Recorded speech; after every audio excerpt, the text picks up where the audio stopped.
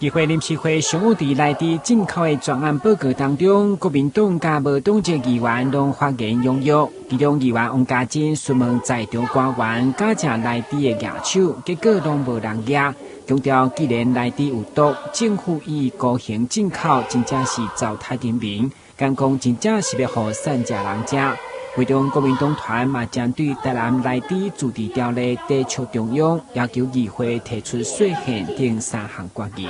第一个，基于宪法保障百姓生命财产安全的理由，我们希望议会提出条例以后释宪，来确保我跟中央打官司了哈。那第二个，我们希望，我们设立的高中、国中、国小那个肉品的供应。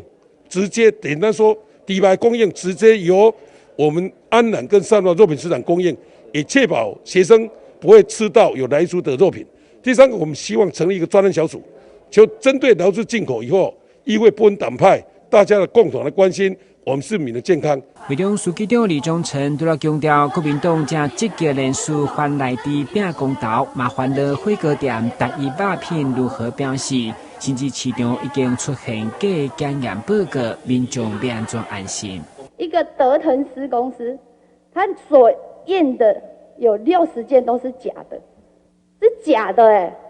而且我们台中跟高雄当下还请托他，未来来猪进来之后，还要拜托他来检验。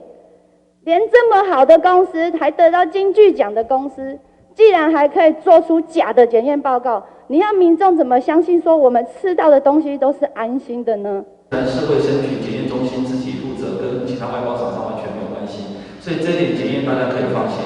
那另外是我们会这样稽查，跟我们会在定期我们一个食安平台，我们会公布安心肉品地图，这是稽查跟是我们的责任。市府表示，不管对源头管理、对加强客查抽验，甚至台南进口商贸共识，已经未予内地入来作为来应用。不过议员也受侪顾虑，特别伫校园食品安全的把关，所以嘛是得要求教育进行肉品的快筛抽验，互民众了解，只要出现2条线，就是无含莱克多巴胺。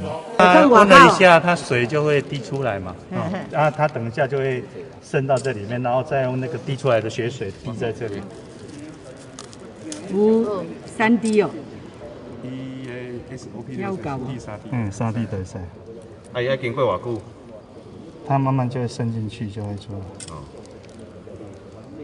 就很有高啊。验孕棒的话是2条线，表示是有怀孕，但是我们这个来讲就是2条线是安全的，那1条线的话就是有问题的。同时，会中台湾猪肉介绍议会嘛要求持续注意市场甲通路有起价变化，特别过年期间的需求量大，一定要替民众把关。台南新闻管制林根采访报道。